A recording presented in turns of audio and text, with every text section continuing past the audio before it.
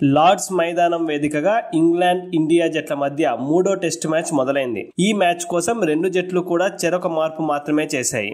England జట్టు జో stung స్థానంలో Jofra ఆర్చర్ను తీసుకోగా ప్రసిద్ధ కృష్ణ స్థానంలో బూమ్రాకు టీమిండియా చోటు కల్పించింది. ఈ రెండు మార్పులు మినహా ఏ మార్పులు లేకుండా రెండు జట్లు బరిలోకి దిగాయి.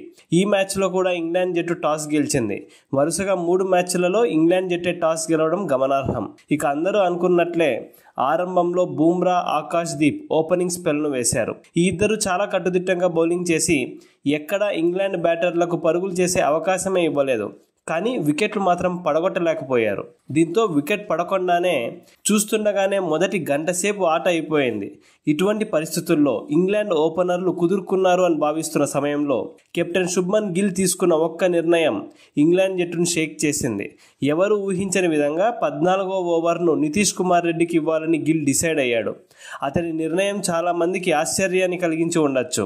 కానీ వేసిన మొదటి ఓవర్లోనే నితీష్ కుమార్ రెడ్డి మ్యాజిక్ చేశాడు. 23 పరుగుల వద్ద బెన్ డకెట్ను, మరో ఓపెనర్ జాక్ క్రాలీని 18 పరుగుల వద్ద నితీష్ రెడ్డి ఒకే ఓవర్లో అవుట్ చేశాడు. బూమ్రా, ఆకాష్ దీప్, సిరాజ్ ఈ ముగ్గురి కోసం ఇంగ్లాండ్ బ్యాటర్లు ఖచ్చితంగా ఒక ప్లాన్తో వచ్చి ఉంటారు.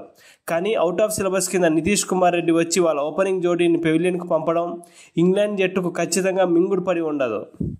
నితీష్కి బౌలింగ్ ఇవ్వాలి అనే అనూహ్య నిర్ణయం తీసుకొని తన సూపర్ కెప్టెన్సీతో ఆకట్టుకున్న గిల్ను ఖచ్చితంగా అభినందించి తీరాలి. నితీష్ దెబ్బకు ఇంగ్లాండ్ జట్టు 44 పరుగులకే 2 వికెట్లు కోల్పోయింది.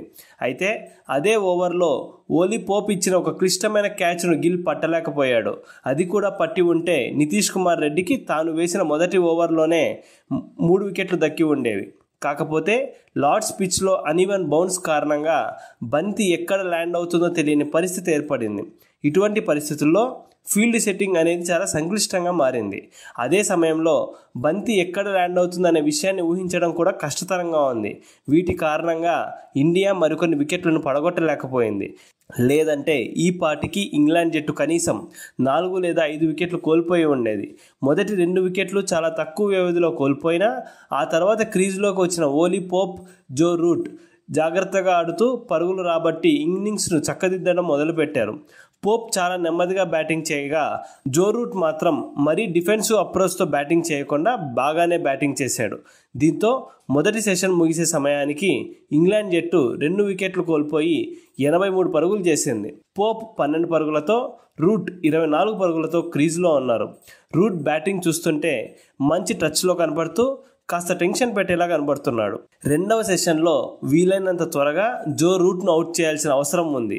లేదంటే ఇంగ్లాండ్ భారీ స్కోర్ చేయడం ఖాయం.